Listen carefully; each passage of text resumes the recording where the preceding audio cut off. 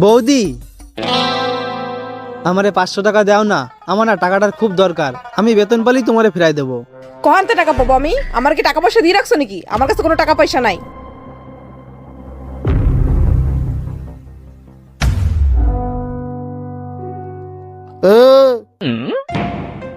এদিক শোন,